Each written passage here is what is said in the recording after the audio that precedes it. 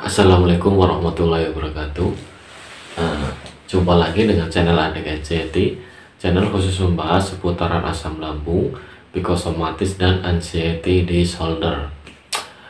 Oke, terima kasih buat teman-teman yang sudah like and subscribe. Terima kasih atas dukungannya ya. Semoga channel ini terus berkembang, tambah subscribernya ya, menjadi motivasi saya untuk sharing-sharing video tentang ADHD dan psikosomatis. Oke, kali ini saya akan membahas masalah tentang takut keluar rumah ya. Jadi setiap orang yang mengalami psikosomatis, anxiety gitu, itu tuh pasti rasa takut, was-was, cemas itu beda-beda ya. Tapi semua orang kena anxiety pasti takut keluar rumah ya. Kalau yang udah benar-benar parah ya, kayak saya kayak gitu, yang udah panic attack, cuma tiduran bertahun-tahun tiduran aja, itu pasti udah diyakini takut keluar rumah sendirian kayak gitu ya. Jangankan keluar rumah, dulu yang saya alami itu, saya tuh ke kamar mandi aja takut ya. Tidur sendirian aja itu takut gitu, takut terjadi apa-apa, nggak ada orang kayak gitu. Itu saya tuh sampai segitu, sampai saya ke kamar mandi itu ditungguin dulu tuh ya. Jadi setiap orang itu cemasannya, sensasinya itu beda-beda gitu ya. Makanya kali ini saya akan membahas takut keluar rumah gitu ya. Jadi gini ya buat teman-teman yang masih sekarang belum keluar rumah, belum aktivitas, belum berani ngumpul sama teman-teman ya. Mulai sekarang kalau bisa teman-teman tuh harus berani ya keluar rumah sendirian. Ya usah jauh-jauh, ke rumah tetangga aja dulu ya. Kalau rumah tetangga itu yang keadaannya sepi aja, itu pasti pikirannya teman-teman tuh udah jangan-jangan nanti di sini saya kenapa-kenapa ya. Soalnya pikirannya itu udah nyaman di rumah, di dalam kamar gitu. Kalau kita di dalam kamar itu nyaman, enak, tapi kalau kita keluar rumah, nggak usah jauh-jauh ke tetangga, berapa meter aja pasti pikirannya udah beda. Apalagi di tempat kayak belakang rumah kayak itu udah nggak ada orang biasanya kan, itu pasti pemikirannya udah langsung ke negatif. Jangan-jangan saya kabur, jangan-jangan terjadi apa sama saya kayak gitu ya. Jadi buat temen-temen tuh dilatih mulai sekarang, keluar rumah ke tetangga, nongkrong ngumpul, walaupun rasanya pusing, mual, pandangan buram, nggak masalah, duduk aja di situ. Barangkali tetangga bawa air hangat aja, air teh hangat, teh manis kayak gitu ya. Nanti kalau apa kayak semacam balsam apa fresh care, nanti kalau nggak enak diolesin kayak gitu, nanti buat kayak terapi. Nggak masalah, ini dipaksain segitu, dipaksain. Saya dulu juga begitu, saya dulu juga udah takut tidur, takut mandi sendirian, ke kamar mandi itu saya takut ditungguin gitu dulu tuh. Nah saya pelan-pelan berani tidur sendirian, dilatih tuh, walaupun nanti bangun tengah malam gitu minta ditemenin atau kan, terus keluar rumah itu pelan-pelan berjalan ke rumah tetangga, nongkrong, ngobrol sama tetangga bentar-bentar, kalau udah nggak kuat lagi pulang. Itu rutin dilakukan setiap hari ya. Otomatis nanti jadi hilang perasaan was-was, cemas tadi, itu hilang ke tempat orang yang tadi kita kunjungi. Nah besoknya lagi kalau ke situ udah merasa nyaman, agak jauh lagi, terus agak jauh lagi kayak gitu ya. Itu saya dulu cara mempraktekkan saya keberanian untuk keluar rumah kayak gitu ya. Nanti kalau udah sekitar satu desa kamu tuh, satu RW kamu udah berani ya ditemenin, pergi jauh sama teman, yuk ikut teman kemana, yuk ikut kayak gitu. Nggak usah khawatir yang namanya deg-degan, panik, keringet dingin di jalan tuh biasa. Saya dulu juga gitu, takut nanti kejadian apa-apa. Tapi setelah sampai rumah, buktinya nggak ada apa-apa. Besok lagi sana nggak ada apa-apa kayak gitu ya. Itu cuman permainan pikiran aja gitu. Itu cuman pikirannya kita ini lagi dipermainkan. Makanya kalau kita diterapi sendiri kayak gitu ya, berani pergi jauh itu, walaupun ikut teman ikut apa itu sambil terapi, tapi ikut teman yang teman tahu penyakit kita gitu. Nanti kalau terjadi kita panik cemas, teman bisa mengalihkan pemikiran kita gitu. Lah nggak usah kayak gitu, nggak usah dipikir, nggak bakal terjadi apa-apa, tenang, ada saya kayak gitu ya. Teman nyari teman yang kayak gitu, tolong gitu bantu saya untuk terapi menyembuhkan saya gitu. Kalau kamu kemana saya ikut, tapi kamu yang udah tahu penyakit saya gitu ya, kamu harus ngomong sama teman kayak gitu. Nanti insya Allah lah teman bisa nolong gitu ya. Kamu harus berani gitu, nggak usah, namanya di jalan pasti pikiran gitu kan. Saya dulu juga, saya kalau di jalan kalau udah di kemacetan, saya udah pikirannya tuh udah kemana-mana, nanti terjadi apa-apa gimana, di pas posisi macet saya kambuh, rumah sakit jauh susah kan, itu pikiran saya dulu kayak gitu ya. Kalau di kemacetan tuh pikiran saya udah langsung cemas, deg-degan, gelisah, bibir kering tuh gitu. Tapi wah nanti rumah sakitnya jauh kayak gitu ya.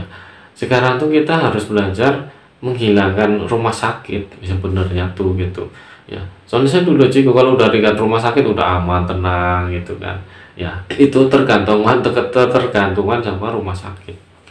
Nah jadi buat teman-teman tuh terapilah ibaratnya, memberanikan diri pelan-pelan. Yang tadinya nggak sholat ke musola, sholat di musola. Itu kan kalau jalan kaki berapa itu kan rame-rame gitu, nanti jadi kebiasaan, dilatih tambah jauh kayak gitu. Itu cara melawan takut pergi sendirian atau takut pergi keluar rumah kayak gitu ya. Pergi keluar rumah sendirian itu pelan-pelan ya. Sebenarnya banyak caranya lah, kamu ke warung yang ke warung sendiri belajar kayak gitu kan, gak usah nyuruh atau apa ya. Itu melawan rasa cemas dan rasa takut untuk keluar rumah ya. Saya dulu juga gitu. Saya dulu kan periksa contohnya ya, jauh kan, perjalanan 1 jam ke rumah sakit kayak gitu ya. Itu di jalan tuh udah banyak terjadi sensasi gitu, sensasinya udah banyak, terus cemas, was-was, gelisah kayak gitu. Itu udah terjadi di jalan itu. Makanya kalau kakak saya lagi kamu pelan-pelan kayak gitu, nggak usah nyelip. Dulu saya tuh kalau mobilnya nyelip yo langsung kaget gitu, saya langsung deg-deg. Iya, takut terjadi apa-apa sama mobil yang kita naikin itu. Tapi berulang kali alhamdulillah sampai sekarang juga, walaupun dibawa lari kencang sekarang udah nggak merasa cemas lagi, biasa kayak gitu ya. Itu terapi gitu, untuk takut keluar rumah, untuk takut pergi jauh kayak gitu. Nggak bakalan pingsan, nggak bakalan terjadi, paksain aja ya gitu ya. Kalau temen ngajak kemana ikut ya, yang penting kamu kondisi badan kamu lagi fit, lagi enak, ikut nggak masalah. Nanti kalau di jalan was-was, cemas, panik, nggak bakalan terjadi apa-apa ya. Yang penting kamu ya persiapan aja lah, bawa apa kayak untuk di jalan gitu. Contohnya kalau harus makan pisang ya bawa pisang, cemil apa, air teh anget kayak gitu, nggak masalah ya. Jadi nggak usah ragu lah untuk orang yang sudah agak mendingan gitu ya. Kalau kita nggak kayak gitu, kita sampai kapan beraktivitas? Nggak beraktivitas gitu. Apalagi yang udah punya anak istri, mau makan apa gitu ya. Rata-rata yang saya dengar itu ya, kalau udah menikah kena penyakit kayak gini, kalau istrinya nggak kuat ya banyak yang cerai. Soalnya kita itu jadi pengangguran ya. Makanya ada teman saya juga yang kenal dari grup, tertanya di satu daerah sama saya kayak gitu. Dia supir, kalau kadang kita pagi itu mikir was-was, cemas kayak gitu.